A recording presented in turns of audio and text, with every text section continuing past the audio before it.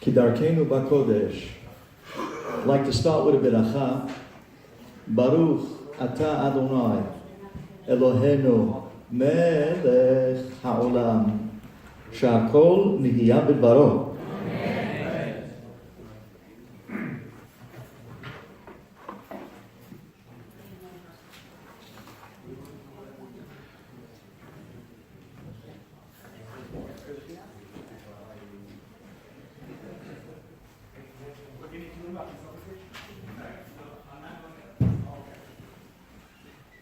Good evening, Rabotai.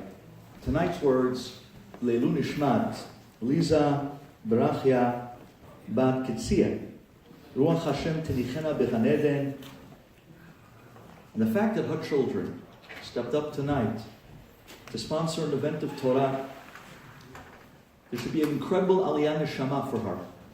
What nachat a mother must have to look down and to see her sons spreading Torah on Am Yisrael. For that, nothing can compare.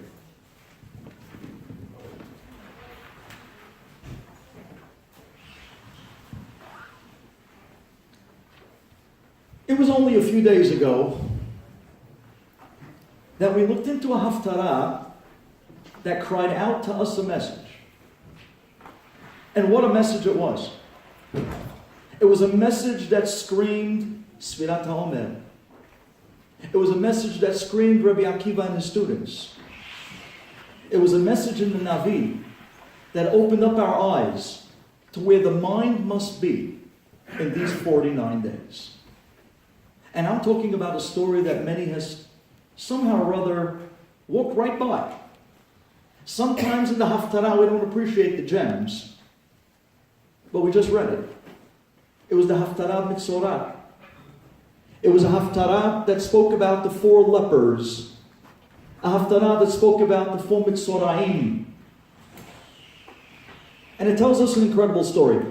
There were 4 men that they were Mitzorah, they were lepers with leprosy. And you know that the Mitzorah, they're pushed outside of the city. They're pushed michutz lamachaneh, and they cannot stay with the people inside the city. So they're outside by the gates. Now at this time, Klal Yisrael happened to be at war. And there was an incredible siege that was going on around the city. No food was coming in. No food was going out. Nobody was going in and nothing was coming out. These 4 lepers are standing by the Sharei Ha'ir. And they say to each other, how are we going to survive? You know, generally the people of the city would bring food outside to those who are Mitzorah. But this time there was no food inside to bring out to anyone who was outside. So one of these men says to the other 3, what are we going to do? We have nothing to eat. We're going to die. Even if we go into the city where we're not allowed, there's no food there. And out here there's no food. So what are we going to do? So one turns to the other and says, you know what? We might as well go out to the enemy and we'll give ourselves up. If the enemy kills us, well, we'll die anyways. If the enemy feeds us, we'll get food. So we're in a better position that we're in right now. And that's exactly what they did. These 4 lepers, these 4 Mitzoraim, they pick themselves up and they walk out to the goyim, to the enemies, and they come out to the camp and they see thousands of tents and they see cattle and they see sheep and horses. And as they come up to the tents, they can't believe their eyes. There's nobody there. They go to the next tent. And to the tent after, there's nobody around. Thousands of tents. Where's the army? This was the army that was surrounding the city and laying the siege. And yet, when they went out to the tents, to the area of the siege of the army, nobody around. Where is everybody? So they go from one to the next. As they enter the first tent, they see wine, they see grapes, they see food. They start to eat. They haven't eaten in days. And after they go from one tent to the next, they see that the fires that were burning were still hot. So the army was here not too long ago. But where are they now? So as they're going through the entire Mahaneh, they can't believe their eyes. But the enemy is gone. So one of the Mitzoraim turns to the other and he says to him, hey, we just ate. Now we're okay. But back in the city, Klal Yisrael, they still think that they're under siege. They don't know that the army is gone. They don't know that the enemy disappeared. So let's go back and tell everybody, we'll give them a Yeshuah. We'll give them something to be happy about. They're saved the way we were saved. And that's exactly what they did. They ran back to the city. And they come into the gates. And these 4 lepers, they start screaming, there's a Yeshuah to Klal Yisrael. We were saved. And at first the people thought they were crazy. What are you talking about? We're here under siege. The enemy is outside. They're trying to break our walls and come in and kill us. What are you telling us we're saved? He says, no. We were just out there. The enemy's gone. There is no enemy. They ran. They left. The word comes back to the king, Yoram. And the king says, something is funny. I think this is a trap. I think the army made it look like they left so that they'll draw us out of the city, so that when we come out to inspect the tents, at that moment they'll jump on us in ambush. This is a trap. Says the king, you know what we're going to do? Let's be smart. We'll send out 2 spies, 2 men. Let them go out and figure out what happened to the army of the enemy. And then we'll find out if the coast is clear, or maybe this is an ambush.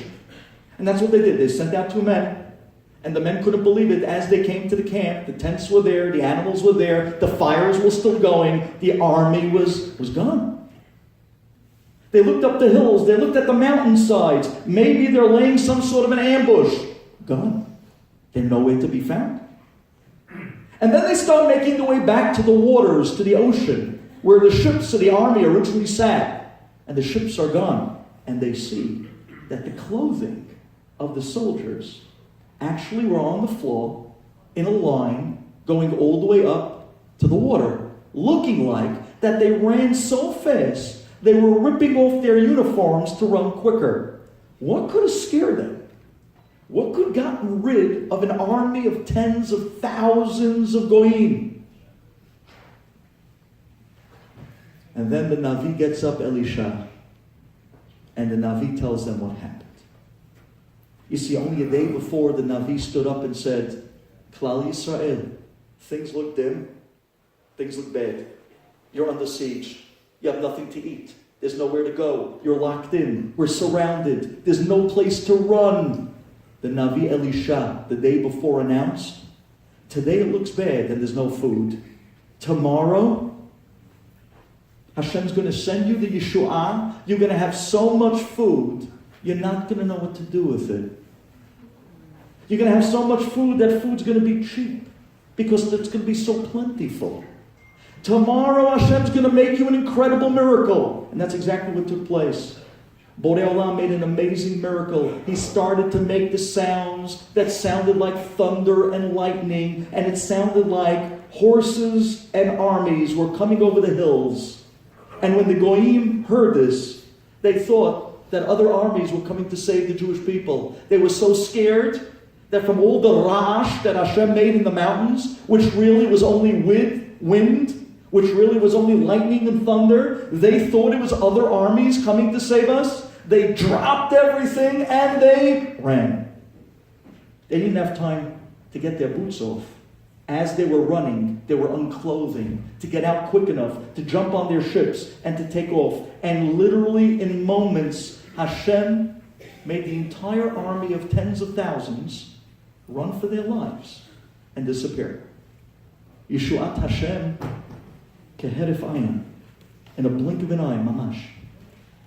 Mamash. When the people saw this, they ran out. And they couldn't believe it. It was true. And there's food to eat. And there's cattle. And there's animals. But as they were running out, something horrible took place. There was a shomer, a guard, that stood at the gates of the city. Now, when the word got around to all these people that were in siege for so many days and so hungry that the enemies left and the food is there to eat, they went charging out of those gates. And as they were charging out of the gates, they trampled this shomer. They trampled him to death. And then the Navi tells you, why? Why was this man trampled to death? Writes the Navi, because the day before, when the Navi stood up in front of everyone and told everyone, today you're in bad straits, but Hashem's going to save you. And tomorrow you're going to have Yeshua. This guy, this shomer, stood up in front of the Navi, in front of all the people, and he said, come on, Rabbi. Look how bad of a situation we're in. There's no way that Hashem can save us. There's no way that even if he opened the windows of heaven, he still couldn't drop so much food that we would have so much the way you're describing. The Navi says, what? You're questioning Hashem? You're questioning the prophecy? That man who questioned the Yeshua, he didn't get to see the Yeshua. Because you know who gets to see the Yeshua? The people that believe in him. Yeshuat Hashem keherif ayin. Rabotai, open your hearts. Isn't it a little bit funny that from everybody in the story we just mentioned, all the characters involved, would you believe that Hashem would bring the miracles and the Yeshua from 4 mitzoraim, from 4 lepers? You know what it is to get sara'at? The person has to do sins. Lashon hara and other sins. That leprosy comes from people who aren't doing the right thing. Not the people who are doing the right thing. And yet, who did Hashem bring this incredible Yeshua? Did he bring it through the Navi? No. Did he bring it through the rabbis? No. You know who he brought it through? The sinners. Because every now and then, we need a message. We need to start believing in what it means to be a Jew.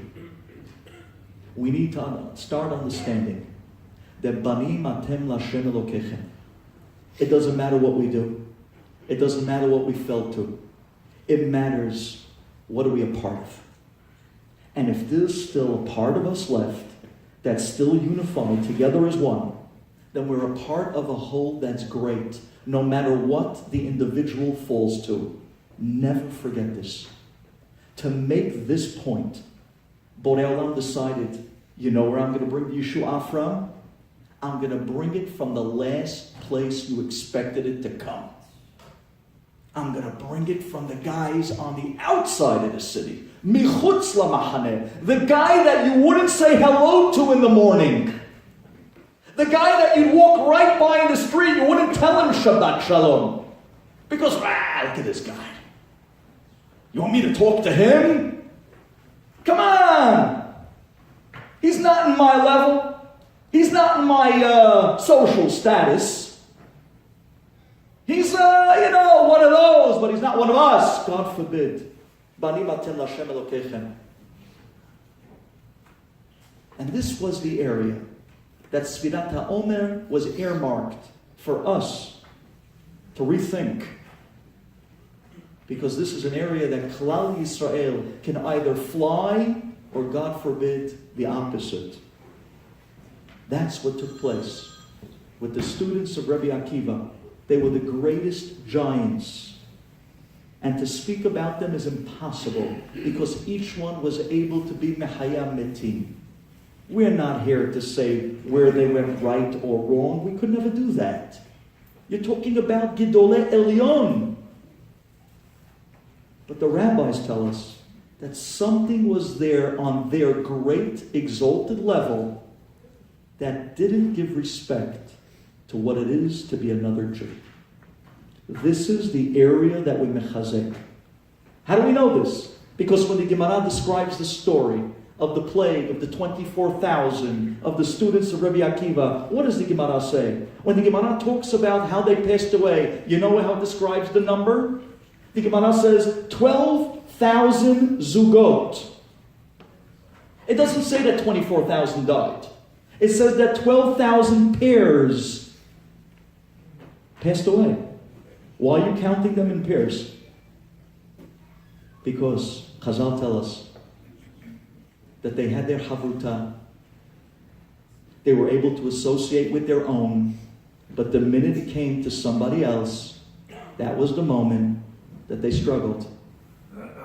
And again, we could never say on their level, we're talking here about Gidolei Elyon, but this is what the little words that Chazal tell us on our level, so that we can take home something, so that we can understand that yes, Klal Yisrael could be saved even by the lepers. Klal Yisrael can be saved even by those who in your eyes might not look like the perfect Jew. But you know what? Take a second look. Isn't that what we just read last week? Last week we spoke about the parasha of Negaim, of Nega. Did you see what the Pasuk said? This is an eye-opener.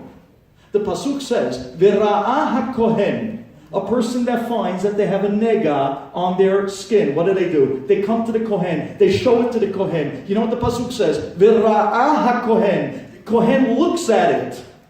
And then the next words after that is, V'ra'u HaKohen v'time'oto. Wait one second. You already told me in the beginning of the same Pasuk, V'ra'ah HaKohen. You told me once that the Kohen looked at it. Why does the same Pasuk have to repeat a second time, V'ra'u HaKohen v'time'oto? You have to tell me that the Kohen looked at it twice? The answer is yes. Because when you're looking at the nega of another Jew, you can never look just once. The halacha is that the Kohen has to look at the nega once, and he's not allowed to say what he thinks until he takes a second look. And you know what we learn from here? That God forbid, if you look at another Jew, and you see that, God forbid, they might have something wrong with them, before you judge, you got to take a second look. You have to understand what it is to be a Klal Yisrael. You have to understand what it is to be a prince and princesses of Borei Olam. We're so quick and so fast to write people off. Chas v'shalom. The guy that you just wrote off might have been the guy to bring a Yeshuah. I ask you in the story of the Navi, do you think anybody walked by the gates and they saw these 4 guys sitting there on the floor, wrapped up in bandages, and they're in leprosy from head to toe? Do you think anybody walked up to these 4 guys and said, hey, ma'anyanim?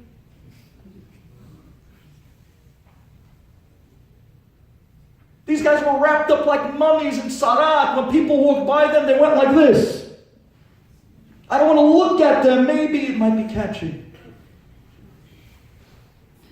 I don't want to associate with those people because they're not, me. It's all about me. It's all about my world. It's all about the I. Like in the iPhone. You know what I mean? It's me. It's all about me. It's me. It's all about the I. And everything's going to evolve around the I. And at the end of the day, we forget that Klal Yisrael was built on the us, the Klal, another Jew. Every Jew is a diamond. That's what the word Yisrael stands for. Shishim Ribo Otiyot La Torah. There are 600,000 letters in a Sefer Torah. Because there are 600,000 neshamot in Am Yisrael. Every Jew corresponds to another letter. And if you're missing a letter from the Torah is pasul. And if you're missing a Jew from Klal Yisrael is pasul. God forbid. And that includes even the leper in your eyes. And that includes even the person that you thought is not on your level. Even the guy that might not keep in Shabbat as well as he should. Even the guy that walks in maybe, and he didn't get to the stage yet that he's wearing tzitzit every day. Even to that young lady that maybe is still struggling to step up in a way of a wonderful description or a showing of dignity of a princess and the way she dresses. But they'll get there. And these are the days that we look at a ladder. These are the days of 49 steps to Matan Torah. But what are those steps? It's not just about my growth. It's about looking at someone else and saying, give them a second look, give them a second check, because you know what? They're also going up the ladder. Give them a chance. Give them a chance. You never know where the Yeshua is going to come from. And you never know who Hashem's going to pick to deliver to you a Yeshua that will blow your mind. I want to tell you about a man that the community of Flatbush, Brooklyn, New York, nobody really knew until after he passed away who he really was. And it's funny like that. There are a lot of tzaddikim out there that while they were living, we didn't really get how great they were. We didn't really kind of use their greatness or connect to them in ways that we could have. And you know how the saying goes. You don't appreciate what you have until you no longer have it. And many tzaddikim were this way. They hid themselves. They didn't want anyone really to know. I want to tell you about a gentleman that in Brooklyn, they used to nickname him Mendel the Coat Rack. Now, if you were ever driving around Brooklyn a few years back, you'd see that there was an older man, looks a little bit like a Hasidic type of a Jew, but he was wrapped in this plastic from head to toe. He looked like a homeless guy. He was wearing jackets and sweaters, layer after layer, pile after pile. He would be walking up and down the streets in middle of the gutter, middle of the street, not on the sidewalk, literally in between cars. And he'd be walking with his walker. And he'd be humming and he'd be singing. And people look at him, Mendel, what are you doing? Get out of the street. Cars are coming. Yeah. And then he's going. And people thought that he was out of his mind. And he was known to stop people, random people in the street and say, can you give me a ride? I gave him a ride a few times. And I remember helping, I used to call him Rebbe Mendel. I helped him into my car, into my minivan. Folded up his walker, put him in the back, and we started to drive. I said, Rebbe Mendel, where do you need to go to? He said, I need to go to Avenue J and Ocean Parkway. I said, no problem. I drive him through the traffic. We finally get to J and Ocean Park. Right when we pull up to the spot, he says to me, oh, I forgot. I really meant I need to go to Avenue S in Coney Island. I said, okay.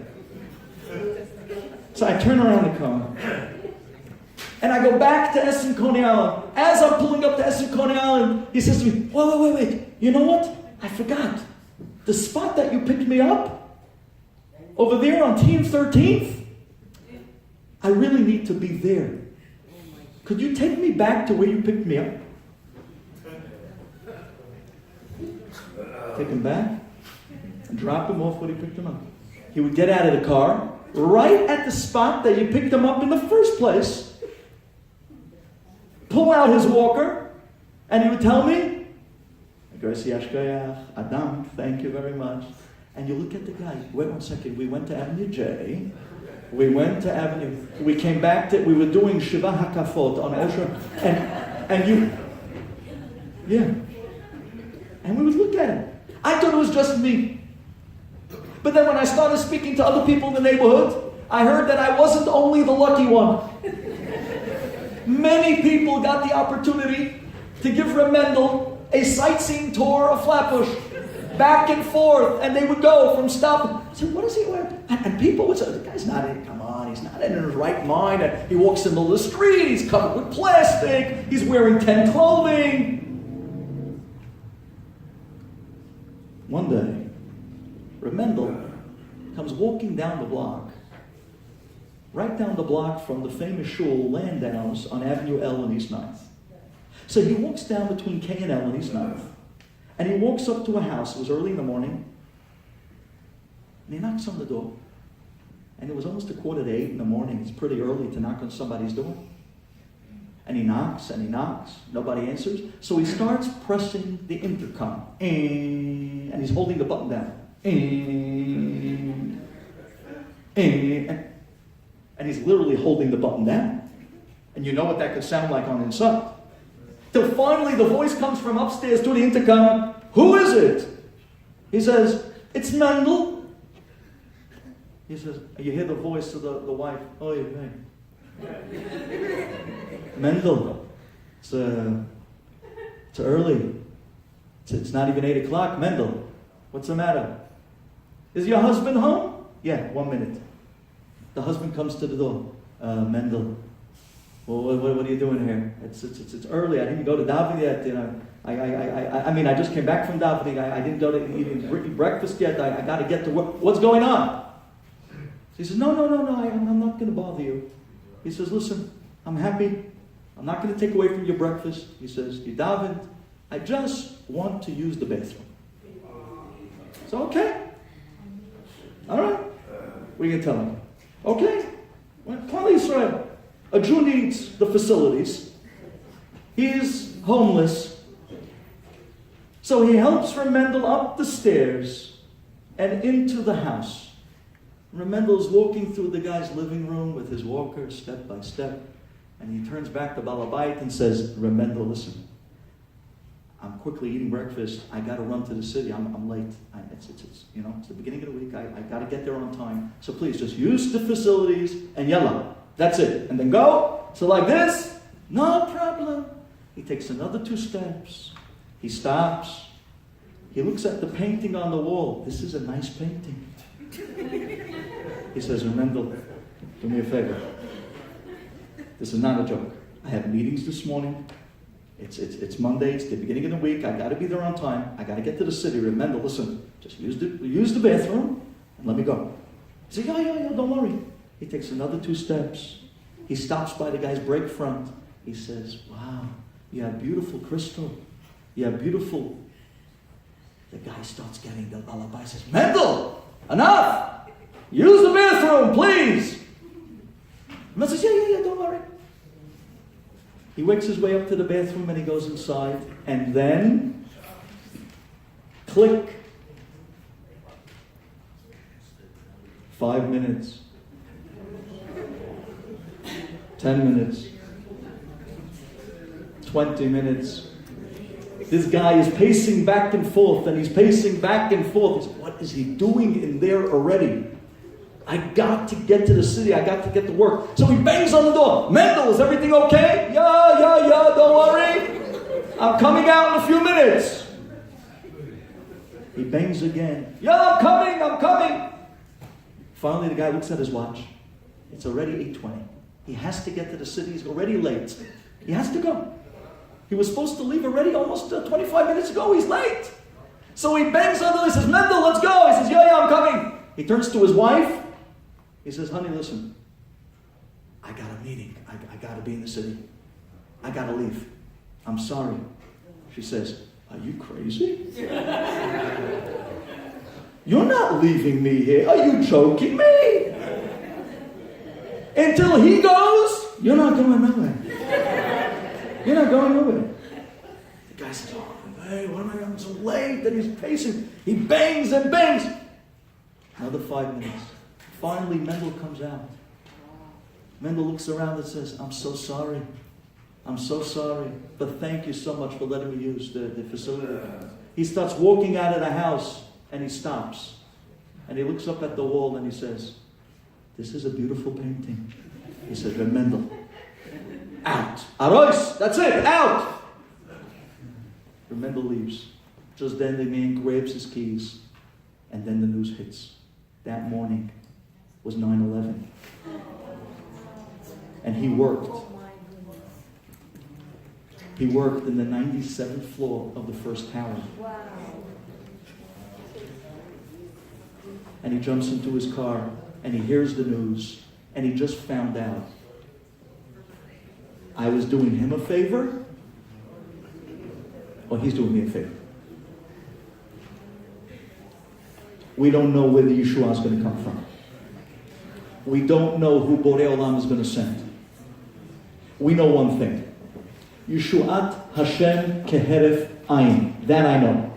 How, where, what, when, who, I don't know. And I'll never know. Because every time Borei Olam wants to send a Yeshua, He'll bring it from a place that you least expected and from the person that you least expected it to come from, to open your eyes, that you'll realize that the next time you walk by that person, boy, will you give them Shalom Aleichem. Boy, will you look at them differently. Boy, will you realize, Banim Atem Lashem Elokechem, and this is Mamash Klal Yisrael. Do you know that this man, for the rest of Rebbe Mendel's life, this guy, the story I just told you, he would run and look for him and bring him food. He would run and ask him to give him run. He saved his life. And Rebbe Mendel wouldn't take a thing. He wouldn't take a thing. Wouldn't take a thing. He said, no, what are you talking about? And he said, Rebbe Mendel, you saved my life. I worked in the Twin Towers. They kept crashing down because of you. What are you talking about? What are you talking about? All I needed to use the facilities. What are you talking about? I know it.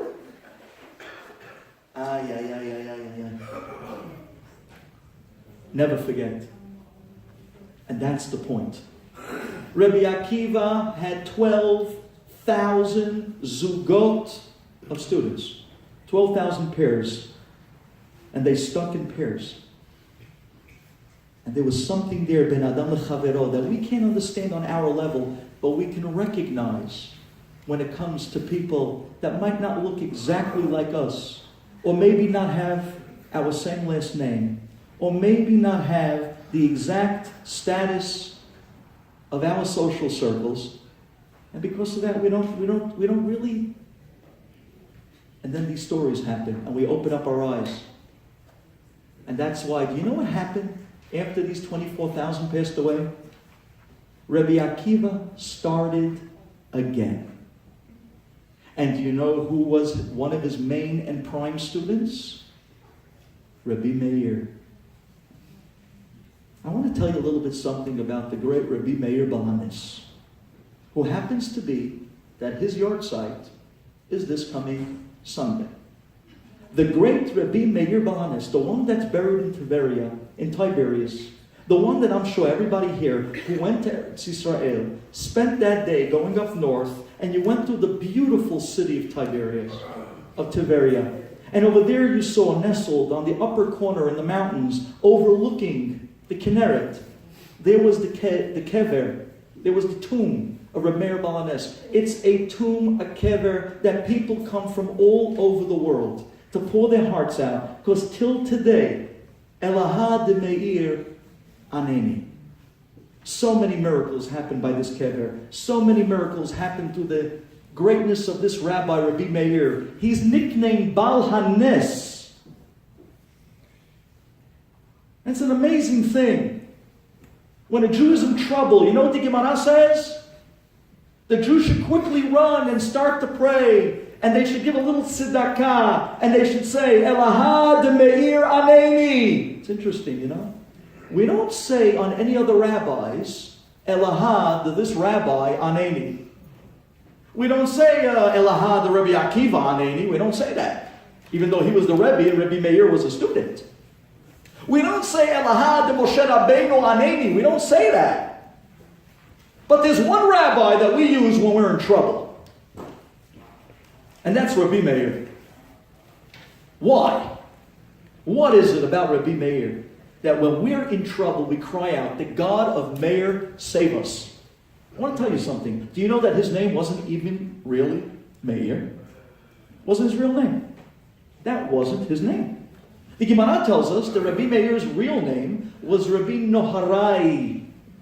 So why did they call him Meir? Because he was Meir. He illuminated the world with Torah in such a great way that he was greater than all the other rabbis of the generation. And that's why the halacha was not like him. You know why the halacha was not like him? Because the Gemara says, Rebbe Meir gadol mechaverav. He was so much bigger than everybody else that we couldn't understand him. He was too big. And if you can't understand the halacha, you can't follow the halacha. And therefore, when the rabbis had machloket, Rebbe Meir, Rebbe Yehuda, the halacha was always like Rebbe Yehuda. Why? Because Rebbe Meir, you're too giant. And we can't get you. But Rabbi, I want you to hear this. Open your hearts. There's one place.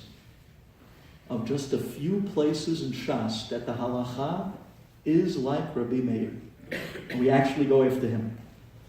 And you know what that Gemara? There's a machloket in Gemara. The Gemara says, Amar Rabbi Yehuda, Banim atem Lashem Elokechem. Amar Rabbi Yehuda, Bizman sha'atem nohagim minhag banim. You know when you consider the children of God? When you act like the children of God. That's the opinion of Rabbi Yehuda. You act well, you follow Torah, you do mitzvot, oh, you're the chosen people.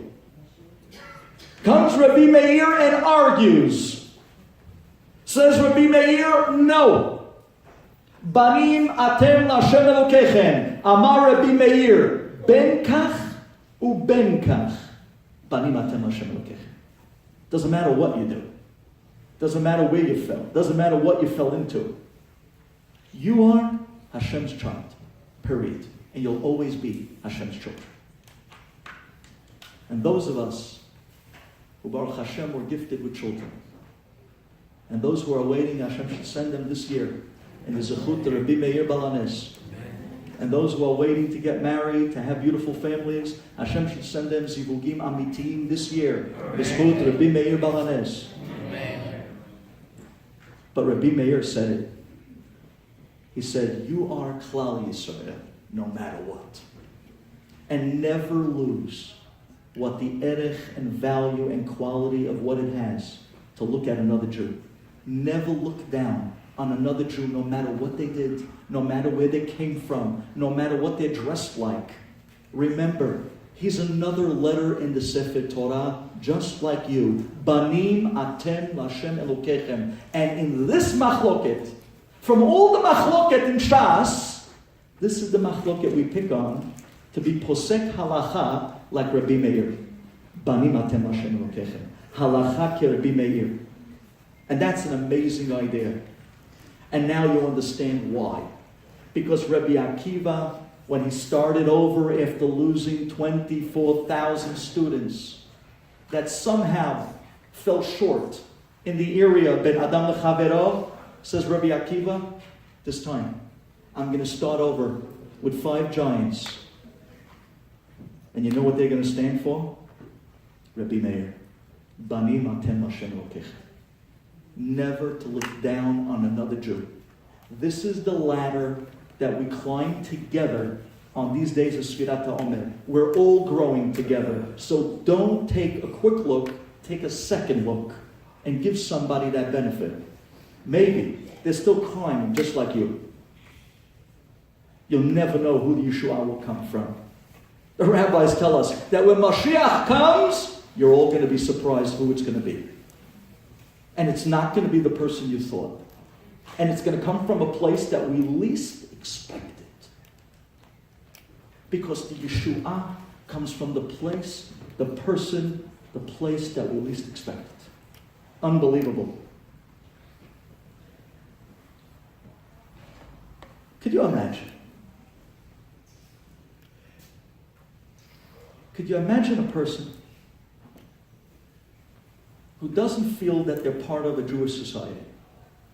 And one day you happen to be coming down the block. And you look at them in the eye. And you give them a smile. To you, it seems like nothing.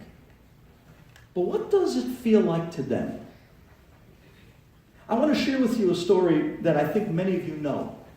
This is a very famous story. But that's okay. Because I want you to hear it in the way I'm going to tell it. 3 mashgichim in Chile, in South America. They worked by the slaughterhouse, the slaughter plant. Thousands of people worked in this slaughter plant. It was the largest schlachthaus, it was the largest plant in Chile. Now when you have a size of a plant with thousands of people coming in and out, you can imagine what type of operation this was. These 3 mashgichim would make their way around the plant, and they would watch the shehita, the processing, the salting, the soaking, and all the processing when it comes to glatt kosher meat. At the end of the day, it was only a few minutes to 5, they decided that they're going to inspect one of the freezers. They went inside the freezer, they're going through all the carcasses of meat that were already shechted, hanging on hooks, and they were going through the lungs just to make sure that they're all not taref. Just when they finished their inspection, they turned around to walk out, and they couldn't believe their eyes. The door to that freezer, somehow or other, without them hearing, shut on them. Now, I don't know if you've ever seen these freezers in some of these huge slaughterhouse plants. The freezer is the size of this room. They have literally hundreds of cows hanging on hooks to be dissected after they were slaughtered. Now, they walk up and they're banging on the walls and the door of this freezer, and the walls and the door is yay thick. And nobody can hear nothing on the inside. So they're yelling and they're screaming, and obviously the story goes back many years ago before the cell phones. They had no shot of contacting the outside, and nothing they did. Now at that time it's 5 o'clock already, and most people are going home. So even the people in the surrounding area weren't there anymore. 10, 15 minutes go by and they start to shake. And then another 10, 15 minutes go by and they look at each other and they realize they're not going to make it. It was freezing in there. And they started to suffer from hypothermia. They literally felt like they were going. They looked at each other. They tried to huddle together. They tried to huddle in the meat. They tried everything. But after time, they just got colder and colder, and they began to freeze.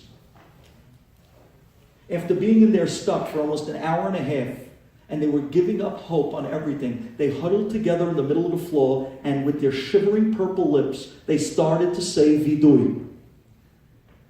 And as they finished the vidui, they collapsed on the floor, and then the door popped up. And in comes running the Spanish guard, and he grabs the 3 rabbis by their lapels, completely unconscious and out, and he drags them out of the freezer, calls the ambulance service, and somehow or other, they brought them back and they saved their lives.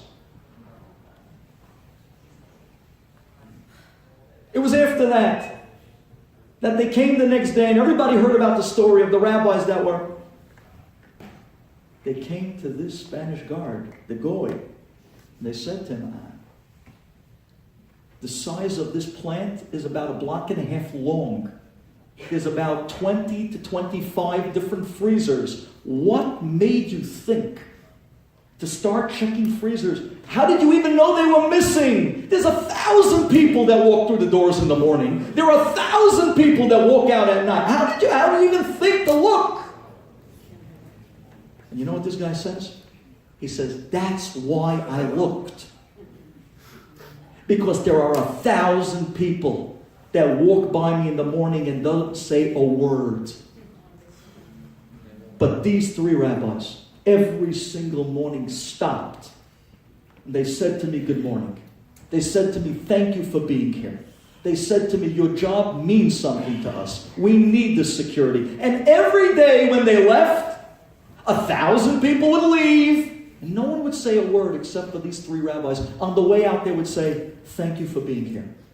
You mean a lot to us. The security you're providing is great. You're doing a great job. Thank you. Have a good day. We'll catch you tomorrow morning. This Spanish guard says he would wait for it. You believe that? We're talking about a hello and a goodbye.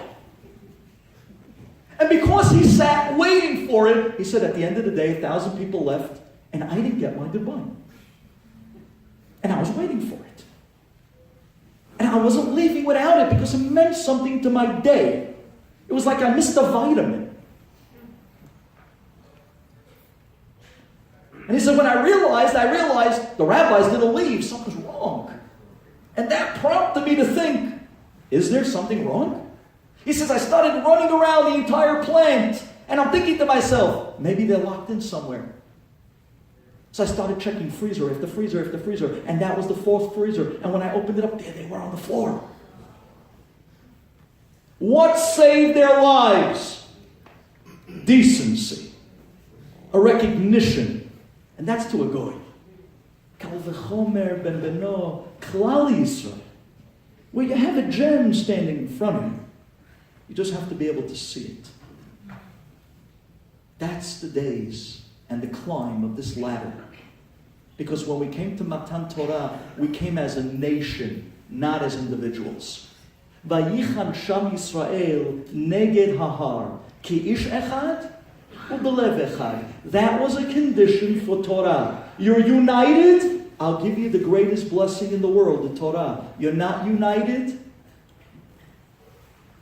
nothing doing. So we relive the climb of unity every single year, these 49 days. And we have the students of Rebbe Akiva to remind us. And we have Rebbe Meir and his yahrzeit who falls out in middle of the Sefirat to remind you that this is one of the places we paskin like Rebbe Meir. Banim atem lashem elokechem. Benkach ubenkach. No matter what the Jew did, he's still daddy's son. Daddy's little girl. He's still Klal Yisrael. He's still a Jew. Nothing to talk about. Never look down on another Jew. What a message. The message of who saves us at times when the last place we'd expect it to come from. It's amazing. I just want to sign off with this idea. In our shul, back in Brooklyn, in Magen Avraham, we decided that we were going to make a program for public school kids in Brooklyn. And that's why it's so comforting to speak about this topic in a Chazak event. Because the people from Chazak, they're walking spirits, angels around the neighborhood, saving the lives of kids. And back in Brooklyn, we don't have an organization yet, but we decided to start at least as a shul. We knew that there was at least 300 or 400 different Jewish kids in our neighborhood in public school. We wanted to change that. We wanted to give them the most precious thing you can give to a child, a Torah education, with a support system that they can feel good about themselves, with an incentive so that they'll keep coming back. And when we started sending different guys to the parks, where a lot of the public school kids hang out, and they started recruiting, we didn't realize what we were getting into. When we started the program the first week, we started with 11 kids. 11 kids. And I remember that first week. We called it, and please forgive me for this, well, let me describe it to you. When a kid walks into the room, as the program's beginning, so he walks up to his friends, yo bro, yo bro, yo bro. So we called it the Yo Bro program. It was great. So every time they come in, they're high-fiving each other, bro, yo bro. And that just reminds them of the program again and again and again. So we named it the Yo Bro program. Bro. And we decided to start it one night a week and then to move it on to multiple nights. We started to decide as an after-school program, and then when they get a little stronger and they learn better Aleph Bet and they get a little bit more of a drive to want to learn, we'll push him, Be'ezat Hashem, to go to yeshiva. So it's going to start in steps, and this was step one. Step one, just to connect them to Judaism, to give them Jewish pride. And do you know what I do in these programs when I teach these kids? All I do is tell them stories. I tell them stories about tzaddikim, but I also tell them stories about young tzaddikim, kids, just like them, who did incredible things, inspiring them to go places and want more in life, and to be bigger, and not to settle for the vanilla of life, but to go out and become something that can change Klal Yisrael. So we started that first week with 11 kids. And you know how it goes. Anytime you try to start something good, the Yetzer Hara shows up. And he tries his best to mess it from the get-go, right at the first minute of the program. If you would think for a moment, what can go so bad on a program like that? I'll tell you what can go so bad. We were bringing these 11 public school kids into the shul, and just then, some of the older men who just finished Minchan Arbi, they're walking out. And one old man who's not part of the shul, because my shul is mostly, the demographic of my shul is mostly 16 to 35. The oldest guy is 35, except for the rabbi. But the oldest guy is 35. So it turns out that this older man who just came in from the street, not part of the shul, but he prayed with us that day, he's walking out of the shul, and this old man sees one of the public school kids walking through the door of the shul, and the kid is wearing diamond stud earrings. In both ears. I had to tell you that. That's a chidush. In both ears. So the old man looks at the kid, and he says to him, "Look at you. You're wearing earrings. What type of Jewish kid wears earrings?" And he starts going off on this kid, and I said, "Shema Yisrael, would you let the kid at least walk through the front door?" And this poor kid didn't know what hit him. He was told that this is going to be a program, that there's going to be incentives, and then after that we take him to Holy Schnitzel, and we get him a holy toasty, and everything's holy about this program. And then when this kid walks through the door, he gets smashed on the head. Holy cow, what happened here? I don't understand. What are you doing to me? This is what I came for, to get over the head? So right away when I saw this, I ran to the front door. I grabbed this kid, literally like he was my own child. I grabbed this kid, and I looked at the old man and I said, Come on, he's a good kid. Leave him alone. The other said, and he walks out. You remember old Mr. Scrooge? Yeah, he walks out. So I look at this kid and I said, he's not part of the shul, don't worry, just don't forget about it. Just don't worry, we love you, you're great, go downstairs. He goes downstairs. Now I'm thinking to myself, my heart was crying for this kid. Really, can you imagine your first step into a shul in years, and that was the Shalom Aleichem? So I went downstairs and I said in the back of my head, when I start teaching the class, I gotta do something with this kid. Gotta do something with this kid. All right. So I start to teach the class. And I start telling them about stories of Tzaddikim and Baba Sali and Rebbe Meir Balanes and all different beautiful stories. And as I'm giving the class to these 11 kids, I zero in on this kid with the earrings. And I say to the kid, "Hey, you know, you have such an angelic face." He really did. He had a face that illuminated. It's such a neshama, such a pure face. It's such an angelic face. So I said to him, "Angel, you understand? Did you hear the story I just said?" And he said, "Rabbi, I know what your name is, but you have an angelic face. You're the angel of this class. So did you get this story?" He says, "Yeah, Rabbi, I loved it." I said, "Great, wonderful." We finished the story. Everybody's leaving. And I said, "Hey, Angel, come here a second." He comes up to me. I say, "Listen, I don't know how to say this, but I'm married for 20 years. And my 20th anniversary now is coming up. I'm in the market for diamond studs. So maybe you could hook up a brother, you know what I'm saying?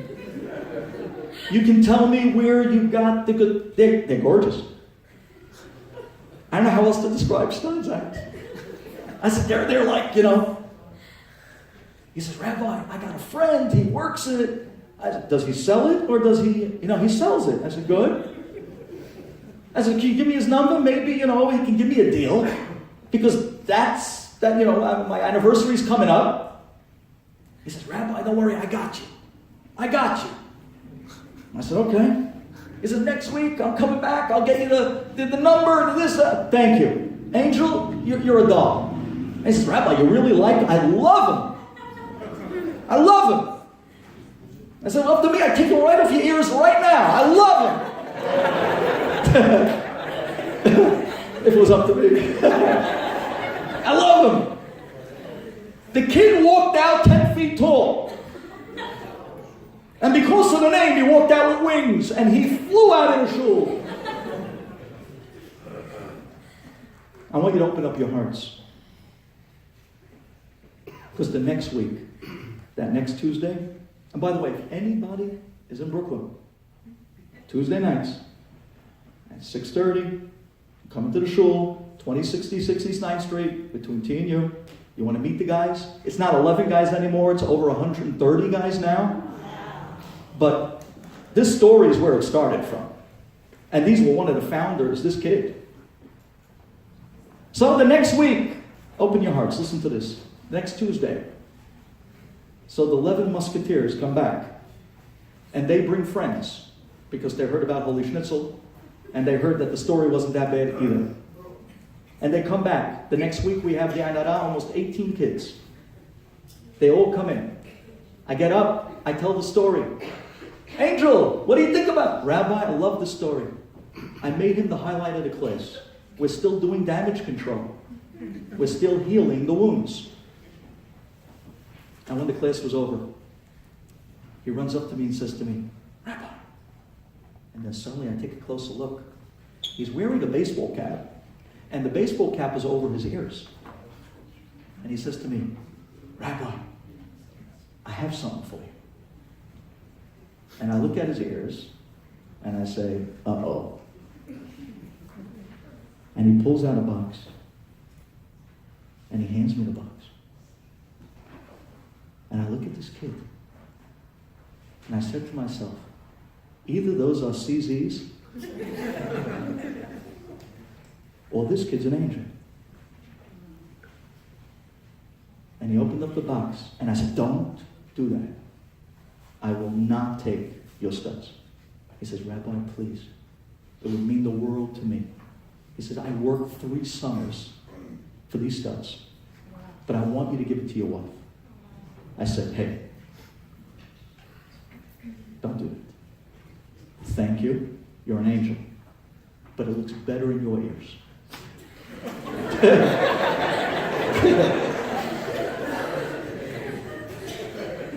He says, Rabbi, you mean? I says, yes, just give me the guy's number and I'll call him. I said, but you're my angel. The kid took the studs back and he walked out and you had to see the look on his face. You don't know where the Yeshua is going to come from and you don't know who it's going to come from. Don't put them down. They're Klal Yisrael, Banim Atem Lashem Elokechem. Because now I'm going to make you cry. Because there's an end to this story that you didn't hear. And the end of this story goes that this program took off and went into the hundreds.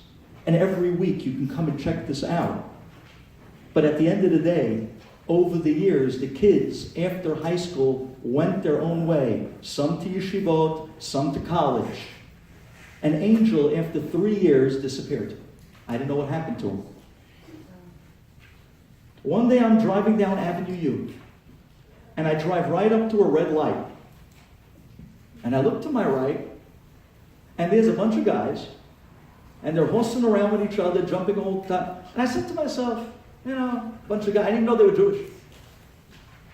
All of a sudden, I take a second look and I hear 2 guys scream, Rabbi Duvi! I said, oh my God, they're Jewish.